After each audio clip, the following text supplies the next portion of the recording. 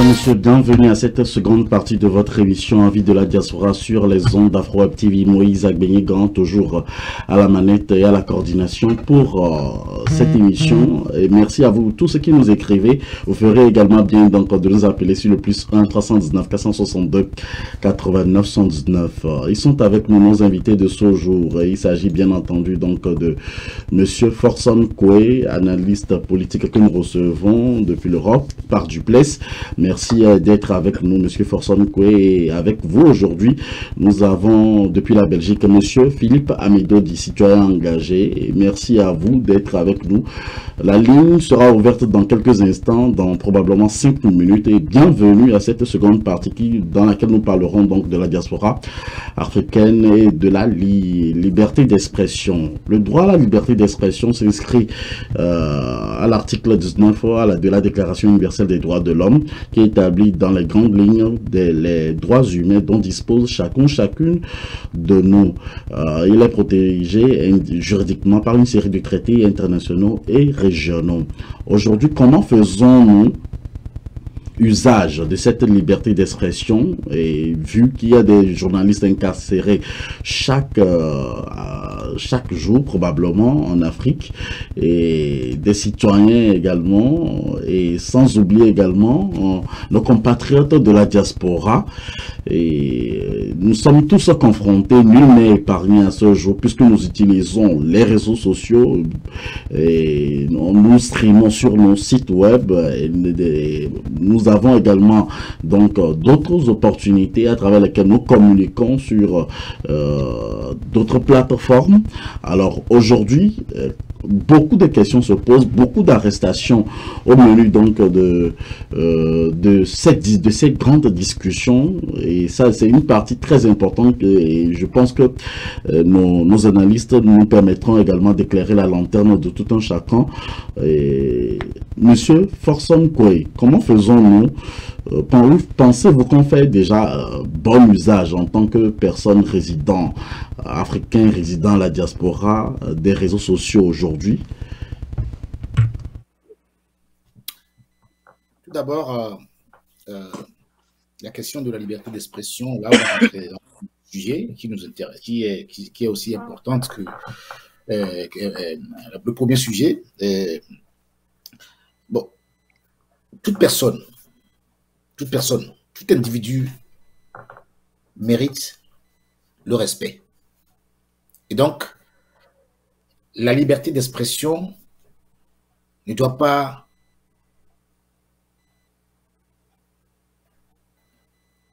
empêcher le respect et la dignité humaine dans les propos que nous tenons, quel que soit le niveau de responsabilité que nous avons. S'il est vrai que la liberté est donnée, de conscience, d'opinion est donnée, il est aussi vrai que votre liberté commence là où ma liberté s'arrête. Et donc, avant de vous parler, il faut que je jauge ce que je vais dire, si ça ne vous pénalise pas, ne vous blesse pas, ou ne porte pas préjudice à votre personne ou à votre environnement. Aujourd'hui, avec les réseaux sociaux, c'est vrai que tout est dit. Et souvent sans fondement, qui fait en sorte que certaines vies sont détruites. Détruites par le verbe, car le verbe contient la vie. Le verbe peut tuer, le verbe peut motiver, le verbe peut démolir. De la même manière, le verbe peut encourager et exhorter. C'est pour cela que je ne suis pas, moi, adepte d'insultes vis-à-vis de qui que ce soit sur les médias, et faire en sorte de jauger ce que nous faisons, même pas la presse écrite ou en écrit, ce que nous faisons ne doit pas frustrer, ne doit pas blesser l'autre. Car le respect, cette valeur, est un bien commun. Est un bien commun, et avant de proférer des paroles, avant de dire ou de faire quoi que ce soit comme geste, il faut jauger. Parce que si on me le fait à moi, comment je me comporterai? Et en ce moment-là, je pense qu'en jaugeant, cet équilibre-là fera en sorte que le mot qui sort sera bien juste et parfait. Voilà ce que je peux dire. Mais la liberté d'expression ne vous autorise pas à dire tout, n'importe comment, et en bafouant la dignité de l'autre. Voilà ce que je peux dire. On parle de la liberté d'expression aujourd'hui dans notre émission, mais la grande question se pose, et l'une des questions qu'un citoyen lambda se pose également, c'est de savoir si la diaspora ou ce que dit la diaspora influence tellement les décisions gouvernementales. Monsieur Philippe Amedodji. Influencer est-ce que ce que la diaspora pense ou dit influence l'action publique? Je dirais oui. Moi, je voudrais seulement pour exemple les élections municipales au Togo en 2019, l'élection présidentielle au Togo en février 2020. Vous savez, on estime la diaspora togolaise à plus de 2 millions d'habitants sur les 8 millions que compte le Togo actuellement. Donc, je crois que nous impactons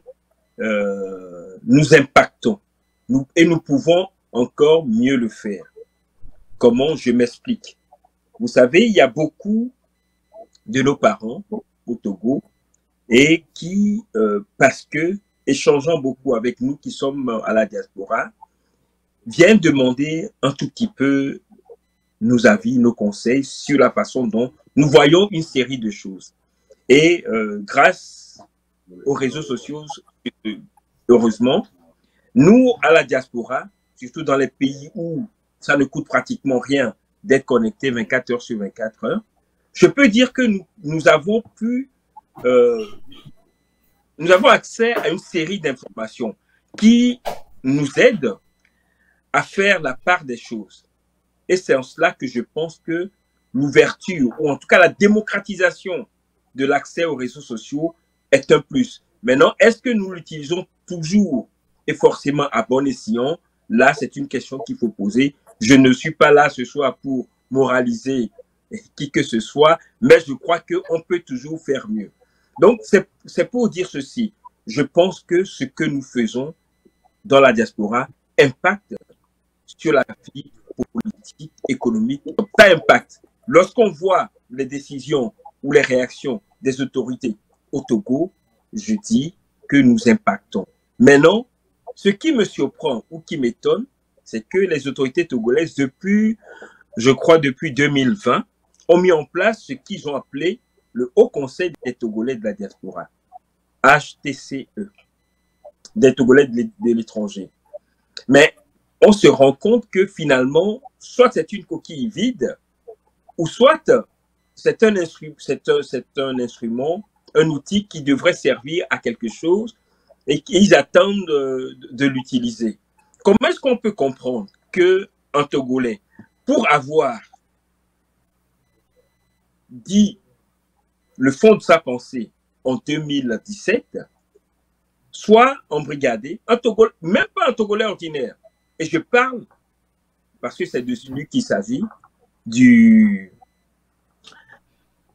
chef traditionnel Kofigan Akakbo 4, ok, dans Potémé. Comment est-ce qu'on peut traiter de façon aussi indécente un dignitaire, un roi?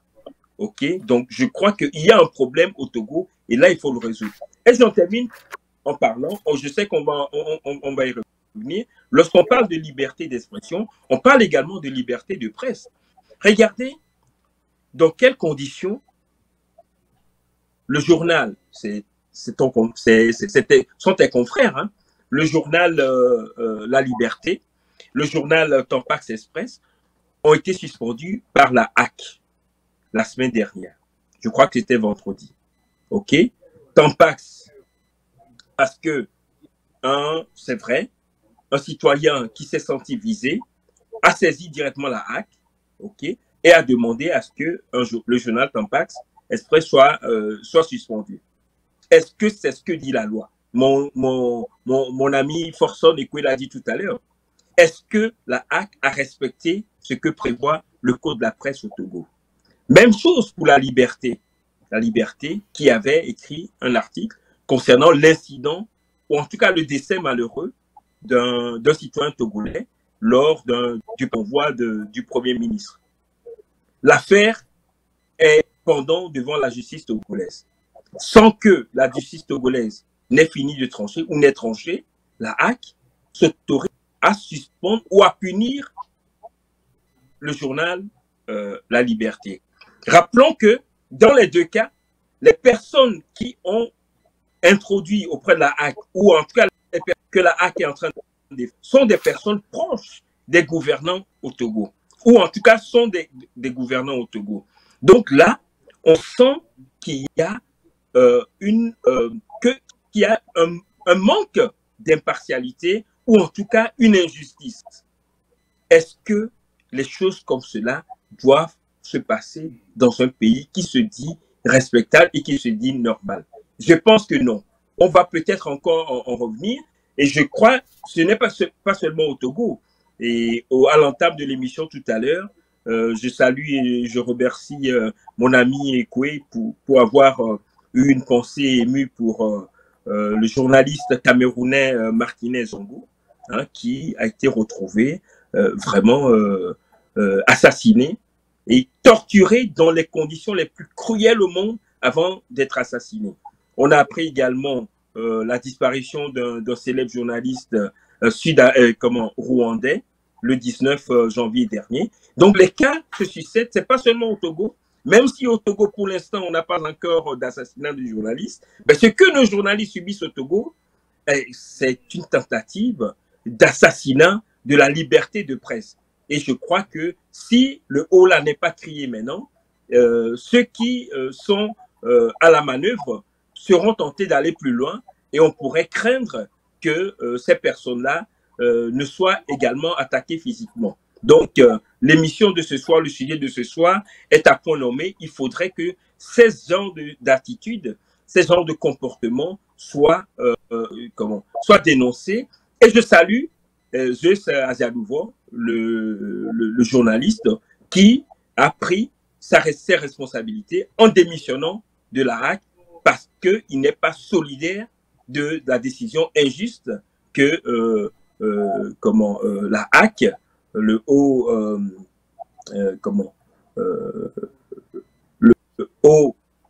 haute autorité de l'audiovisuel au Togo a prise en se désolidarisant et en condamnant la décision qui a été prise vis-à-vis des deux journaux, à savoir Liberté et Tampax Express, parce que la motivation ne correspond pas aux prérogatives et aux ambitions, aux objectifs de la HAC. C'est très important de le dire. Nous saluons les Togolais. Il y en a encore des Togolais courageux qui sont clairvoyants par rapport à ce qu'il faut faire pour aider ce pays à se redresser. Alors, vous l'avez vous-même dit, monsieur Philippe Amedo dit, ça n'existe pas que seulement au Togo, et vous avez donné l'exemple des autres pays également, mais véritablement, est-ce que c'est une situation où on se dit que c'est une liberté empoisonnée désormais, quand on parle de liberté d'expression en Afrique? Monsieur Forson Ekwe. Ben, vous savez, Philippe et Moïse, les citoyens, les citoyennes et les citoyens africains ne peuvent pas rester dans la douleur, l'indignation, sans réagir à des abus de pouvoir. La mutation de l'Afrique n'est pas une option, mais une obligation pour sauvegarder l'indépendance, le droit à l'information et à la souveraineté des peuples. Tout à l'heure, je disais tout à l'heure que on se fixe des règles, mais nous sommes champions du non-respect des règles que nous sommes donnés. Le problème africain, c'est cette discipline de respecter ce que nous avons fixé comme principe.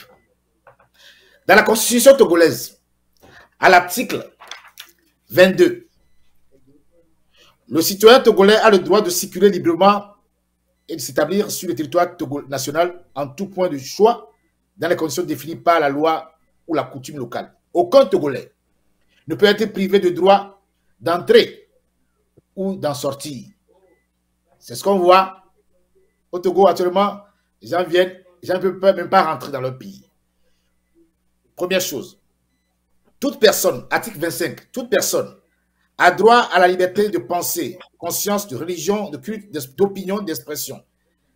L'exercice de ces droits et de liberté se fait dans le respect des libertés d'autrui, que j'ai dit tout à l'heure, le respect de l'autre, de l'ordre public et des normes établies par la loi et les règlements. Article 6, 26, la liberté de presse est reconnue et garantie par l'État. Elle est protégée par la loi. Toute personne a la liberté d'exprimer, de diffuser par parole, écrit ou tout autre moyen ses opinions ou les informations qu'elle détient dans le respect des limites définies par la loi. La presse ne peut être assujettie à l'autorisation préalable, au cautionnement, à la censure ou à d'autres entraves. L'interdiction de diffusion de toute publication ne peut être prononcée qu'en vertu d'une décision de justice. Vous voyez, chaque fois, ils pondent des lois, ils ne respectent jamais. Or, ils ont signé ici l'accord de l'Union africaine. Le Togo est membre des principes de liberté d'expression en Afrique que j'ai ici. Il dit ceci, la presse écrite, il précise bien dans ce qui est marqué là, que les États doivent s'assurer que les lois relatives à la diffamation sont conformes aux critères ci-après. C'est ce que le Togo a signé. Hein? Nul ne doit être puni pour des déclarations exactes, des opinions ou des déclarations concernant les personnalités très connues qui aient été raisonnables de faire dans les circonstances. Les personnalités publiques doivent tolérer beaucoup plus de critiques et les sanctions ne doivent jamais être sévères au point d'entraver l'exercice du droit à la liberté d'expression, y compris par les autres. Les lois sur la vie privée ne doivent pas empêcher la diffusion d'informations d'intérêt public. La diffusion d'informations d'intérêt public. Donc, quand une voiture de Premier ministre fauche un individu, un Togolais, concitoyen togolais, or l'État est le garant de ce citoyen-là, de l'intégrité de ce citoyen-là. Donc, vous voyez qu'ils sont en déphasage. Quand, en 2017, des militaires, ou je ne sais pas, rentrent dans les maisons, tabassent qui y voient, bastonnent les gens. Comment voulez-vous qu'un citoyen, dans la constitution togolaise, c'est dedans, je ne vais pas encore le lire, ne puisse pas réagir en tant que Togolais? Parce que c'est marqué dans la constitution togolaise ici que tout Togolais a le droit de défendre sa nation. Donc, vous voyez que si au moins on n'a pas la force que nous avons, c'est le verbe. Au moins dire les choses pour que ceux qui doivent entendre puissent s'améliorer et changer les choses. Mais aujourd'hui, depuis des années, 60 ans, après la mort de Sylvanus Olyso, paix à son âme, il y a un régime en Afrique, et surtout dans notre pays, le Togo, qui est le régime de terreur. On sème la terreur, la peur.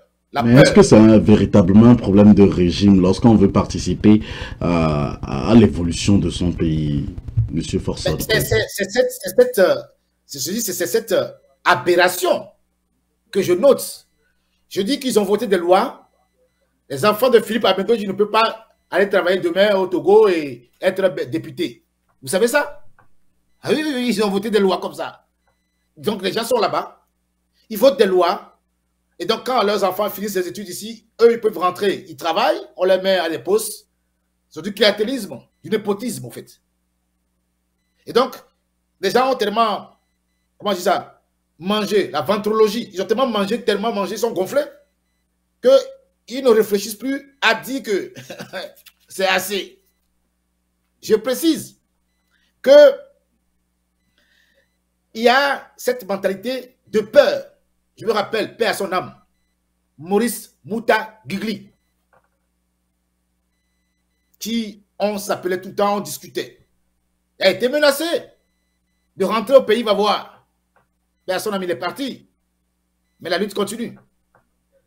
Et donc, voilà, les gens se croient tout puissants. Ces gens-là, je vais leur dire ce soir. J'ai un message important à passer ce soir. Hey. La peur que vous semez là, hein, ça arrive à grands pas. J'assume ce que je dis, hein, pleinement. La peur que vous semez là, ça arrive à grands pas. Et je vais répéter à une chose. Demain, ne demandez pas pardon. Demain, ne demandez pas excuse. Parce que ce que vous avez semé, vous allez le récolter. Ce que vous semez, vous allez le récolter. Je précise. Nous avons les noms de tous ces milliardaires militaires. Je passe des informations qui comprennent. Parce que les jours sont proches déjà. Il faut que je dise ça parce que c'est proche. Les ministres, nous avons vos noms. Les détournements que vous avez effectués. Vous allez répondre toujours de vos actes que vous avez tous posés.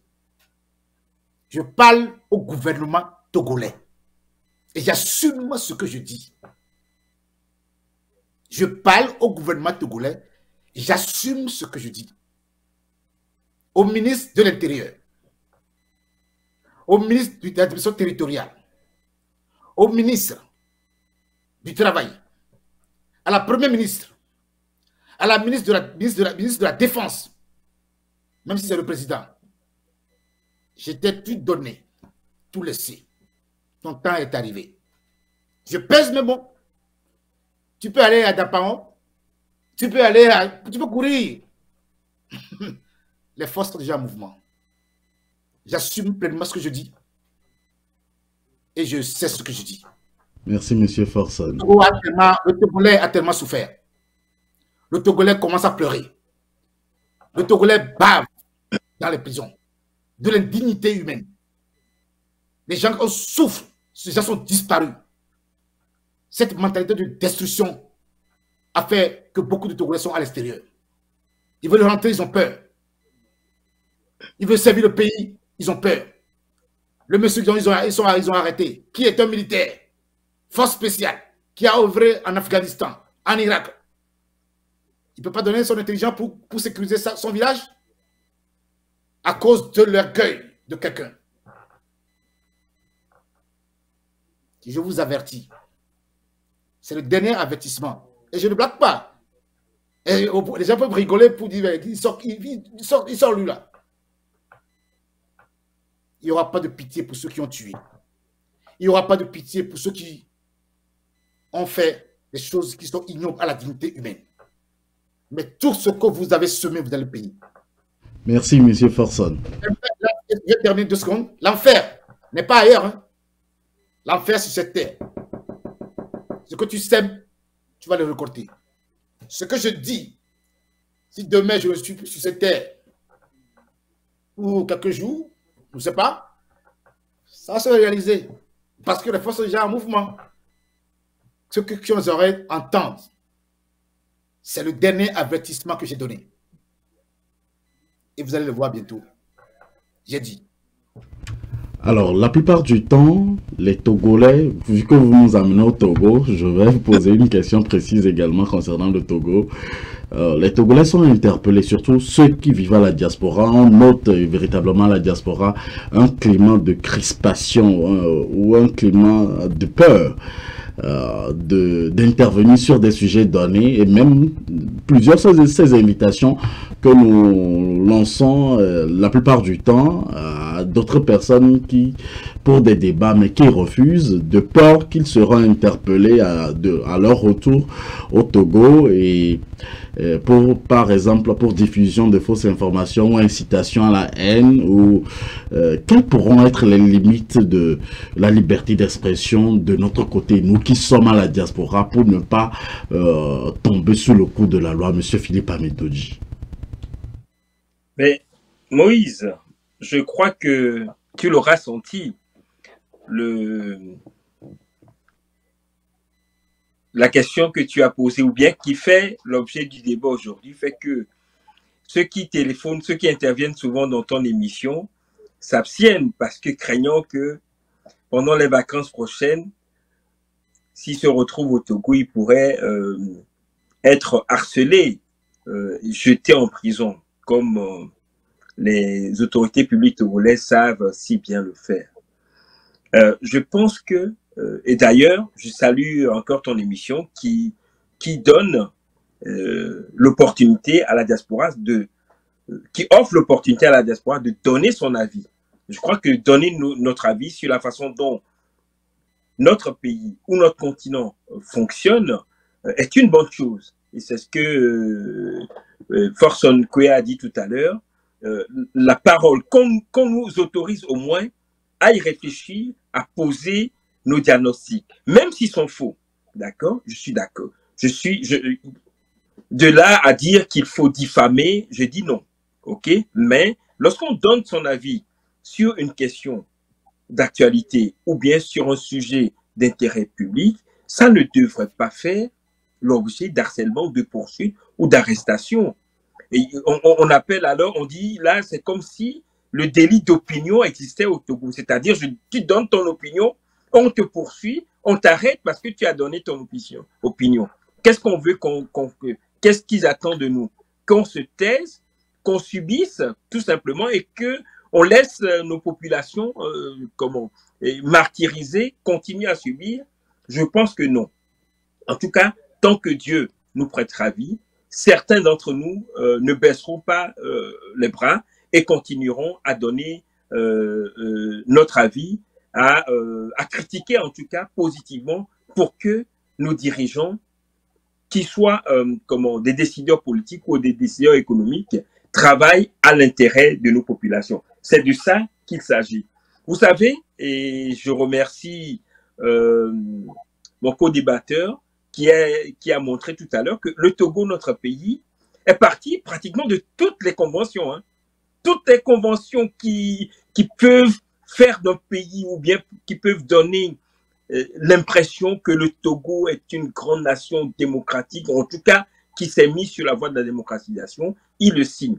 Mais c'est dans l'application de ces conventions, de ces règles que nos dirigeants se sont donnés eux-mêmes qu'il y a problème. Donc, j'aimerais bien que dans le cas de cette émission, nous, Togolais, nous puissions dire que nous ne nous laisserons pas tromper. Ce n'est pas en signant à toutes les conventions qu'on va faire croire que le Togo est la première démocratie au monde. Non, on les attend dans les actes. Vous savez, il y a encore plus d'une centaine de prisonniers politiques en prison. Il y a des exilés politiques actuellement. Il y a des Togolais qui ne peuvent pas rentrer au Togo suite à des contestations ou à une contestation des élections passées au Togo. Et souvenez-vous, le 31 décembre dernier, dans son message à la nation, le président de la République, Faure Gnassingbé, a dit espérer que cette année 2023 se passe paisiblement, en tout cas par rapport aux élections. Comment est-ce qu'on peut préparer une année électorale en suspendant des journaux qui ont osé critiquer une façon de faire? Comment est-ce qu'on peut parler d'une année électorale apaisée en jetant en prison un roi, ok, pour avoir tenu des propos seulement, pour avoir donné son opinion sur la façon dont le Togo est gouverné il y a de cela 5 ans. Est-ce que ceux qui nous dirigent sont conscients du mal qu'ils sont en train de faire à ce pays-là? Est-ce que ceux qui nous dirigent sont conscients du décalage qu'il y a entre leurs propos et les actes qu'ils posent? Moi, je me pose une série de questions et j'espère que les dirigeants togolais se poseront également ces questions-là pour pouvoir permettre aux Togolais de répondre un tout petit peu ou de savoir comment y apporter des réponses. Je pense, comme M. Ekwe Forson l'a dit tout à l'heure, qu'il n'est pas trop tard. Nous sommes tous Togolais. Nous avons ce pays en partage. nous avons ce pays en héritage. Le Togo nous appartient à nous qui sommes à la diaspora, qu'à eux qui sont au Togo et même qui sont gouvernants. Ils ont tout intérêt à faire en sorte que les choses s'améliorent.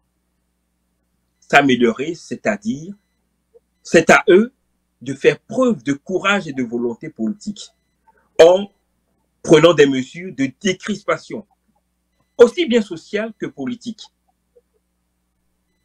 C'est à eux de faire cela, de donner le signal d'ouverture.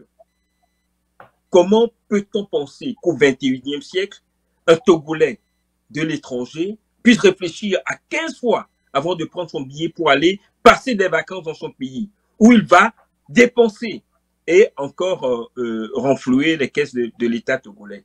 C'est pas triste? Et de côté, le ministre Doucet, ministre des Affaires étrangères, nous parle du Haut Conseil des Togolais de l'extérieur. Est-ce qu'il n'y a pas une incongruité ou des incohérences? Pour un professeur d'université, moi j'interpelle M. Doucet, j'interpelle ses collaborateurs. Comment est-ce qu'on peut laisser des choses comme ça passer? Est-ce qu'il n'est pas temps que ce pays-là, soit dirigé par des gens qui soient beaucoup plus cohérents par rapport aux actes qu'ils posent? Le Togo, le ministre Doucet, à la tribune des Nations Unies la fois dernière, parlait du panafricanisme. Il parlait même d'inviter au Togo toute la diaspora, toute l'afro-descendante. Alors que tes propres filles et fils, tu les interdis de rentrer au Togo. Tu veux inviter les autres. Non, sincèrement, commençons d'abord à balayer devant nos portes. Il y a pas mal de choses que nos dirigeants pourraient faire pour montrer qu'ils sont prêts à travailler au bien-être de leurs concitoyens d'abord. Et on les attend cette année-ci sur ce chantier. Alors, n'est-ce pas le bon moment pour la diaspora ou pour nous tous de présenter des excuses? Je parle des deux côtés parce que je n'ai pas de camp probablement. Ou quelles solutions pouvons-nous proposer pour que les interpellations ou les incarcérations, la fermeture des presses écrites, bon, quand on prend par exemple une presse écrite, c'est pas une seule personne, c'est une entreprise privée qui est fermée. Et quelles sont les propositions que nous pouvons faire pour améliorer ou pour trouver pour que ça ne se répète plus probablement en Afrique, pas seulement au Togo? Monsieur Forson Koué, ce sera également votre mot de fin pour cette émission. D'accord, ben, c'est court là. Non, mais j'ai plusieurs fois, quand j'ai fait une intervention sur votre chaîne, j'ai plusieurs fois donné les voix. À chaque fois que je donne toujours des directives et ce qu'on pourra faire ensemble. J'avais dit sur votre chaîne ici que nous sommes à l'année de Verseau. Que comprendront. C'est l'harmonie qui prédomine. Mais pour que l'Afrique se relève, il faut une sécurité collective. Cette sécurité collective ne peut se faire sans une cohésion nationale, une unité nationale. Cette sécurité ne peut se faire sans l'imbrication de la diaspora, qui est une force de proposition, qui est une force avec la compétence, ce qu'ils ont pu acquérir dans tous les domaines donnés, dans toutes les activités. Les Togolais et l'Afrique en général est regorgée d'intelligence inouïe, de compétences. Il y a espoir, parce que l'Afrique est le continent qui a beaucoup plus de jeunesse qui domine le monde bientôt, et dans les 20 et 50 ans à venir. Donc, nous devons calquer notre vision sur la jeunesse. La jeunesse, la femme africaine, pour investir dans ces choses. Mais nous ne pouvons pas investir quand il y a l'insécurité, quand l'état de droit est bafoué, quand il y a la corruption gangrénée et qui mine nos pays. Ce genre de choses doivent être d'abord, comme je vais dire la fois dernière dans votre émission, que les présidents doivent balayer autour d'eux, sinon ils seront balayés gentiment. Donc, et cette année 2023, c'est une révolution par la base. C'est ce que je veux dire. C'est une révolution par la base. C'est que la jeunesse africaine a compris que on ne peut être malmené ni par les forces occidentales qui sont jumelées avec les forces internes pour tronquer nos élections, pour tronquer les aides publiques au développement qui sont détournées. Tout ça, les Africains, avec l'information qui est en vogue, sont connectés. Et que les médias éveillent la conscience des Africains. Mais pour terminer, je voudrais partager quelques phrases de secondes et puis je vais vous laisser. Nous sommes en face de défis qui exigent des sacrifices de nous tous.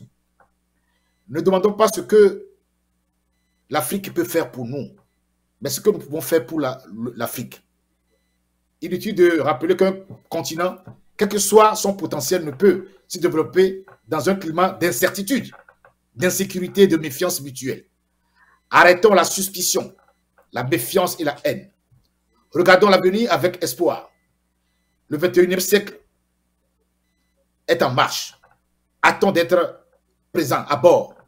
Le plus beau cadeau que nous pouvons offrir à notre cher continent, à sa brave population et à ses enfants à l'orée du 21e siècle, c'est une Afrique forte, unie et paisible, dont l'écho à l'extérieur et à l'intérieur donne envie aux autres de venir. Entamons dès aujourd'hui le pas vers cette fin. Et comme le dit l'adage chinois, le chemin le plus long commence par le premier pas. Je sais que nous sommes capables et je sais aussi que nous réussirons ce pari. À celui qui veut construire sa maison tout seul, à celui qui pense que l'enfer c'est l'autre, à celui qui ne tente jamais la main par orgueil, à celui qui préfère dire le mien que le nôtre, à celui qui pense qu'on doit être seul pour être libre, qu'on n'est jamais mieux servi que par soi-même. Moi, je dis, j'ai besoin des autres pour bien vivre. J'affiche l'esprit d'équipe comme un emblème. Tout seul, je vais vite. Ensemble, on va loin. L'esprit d'équipe comme un besoin. Voilà ce que je voulais partager avec les Africains. Et portons maintenant de nouveau ensemble la voix d'une nouvelle Afrique. Je vous remercie. Merci, M. Forson Koué. M. Philippe Amédo dit votre mot de fin concernant la diaspora africaine et la liberté d'expression. Mais je crois qu'avec ce que mon prédécesseur Forson Koué a dit, je n'ai plus grand chose à rajouter, si ce n'est de dire que principalement les terreaux fertiles du terrorisme se retrouvent dans la pauvreté, dans la privation, la violation des libertés, dans la corruption, c'est-à-dire qui frustre les populations du fait que ceux qui corrompent, ceux qui détournent les deniers publics ne sont jamais punis, c'est-à-dire une injustice ambiante. C'est là où les djihadistes, ou en tout cas le terrorisme violent, puise ses militants, que ce soit au Togo, que ce soit au Mali, que ce soit au Burkina Faso, en Guinée. Nos dirigeants ont intérêt à remettre le bien-être de leurs concitoyens au centre de leurs préoccupations et au centre de l'action publique. Sinon, les mêmes causes produisant les mêmes effets, le problème des transitions militaires pourrait bien, comme l'a dit si bien, l'a prévu ou l'envisage si bien Forson Koué, ce problème-là pourrait se poser à d'autres pays d'Afrique également. Donc, il est temps d'anticiper pour éviter peut-être ce passage douloureux qui, pour certains pays, pourrait se révéler salutaire. Je termine en disant, les défis, c'est vrai, sont nombreux pour le continent africain. Nous l'avons dit tout à l'heure, nous avons besoin d'une transformation d'une mentalité. C'est beaucoup plus facile à dire qu'à faire, mais il n'est jamais trop tard pour commencer à le faire. Sur plusieurs plans, on l'a dit tout à l'heure, même sur le plan de nos habitudes de consommation quotidienne en Afrique, pour permettre à nos pays de respirer. Et les opportunités également abondent. Et je dirais pour terminer, ces opportunités-là, lorsqu'on y fait attention, elles sont à la portée de nos mains. Elles sont à la portée de nos ambitions. Il suffit de tendre la main et de les saisir. La diaspora togolaise ou africaine n'est pas foncièrement contre le bien-être ou le développement de notre continent. Ce que nous vivons comme frustration, comme racisme, on l'a encore dit les derniers jours, dans nos pays d'installation, nous rappelle tous les jours qu'on n'est jamais mieux chez soi qu'ailleurs. Nous souhaiterons rentrer, apporter notre modeste contribution à l'édification, au développement de notre pays ou de notre continent. Il faudrait que nos dirigeants entendent la voix de la raison pour faire en sorte que cette mur de méfiance, voire de défiance, tombe pour que, main dans la main, nous puissions construire notre pays et notre continent. Voilà mon message que j'aimerais lancer aussi bien aux Africains ce soir qu'à nos dirigeants pour que l'Afrique, dans les jours, dans les semaines et dans les mois à venir, reprenne confiance en elle-même et que cette prospérité à laquelle beaucoup d'Africains aspirent, commence à se réaliser, à se concrétiser. Merci en tout cas, cher ami Moïse, pour le courage que tu as à organiser, à permettre à la diaspora de donner son avis sur les problèmes d'actualité, sur les problèmes d'intérêt public. Merci pour cette émission qui nous donne l'opportunité de parler et d'échanger entre nous.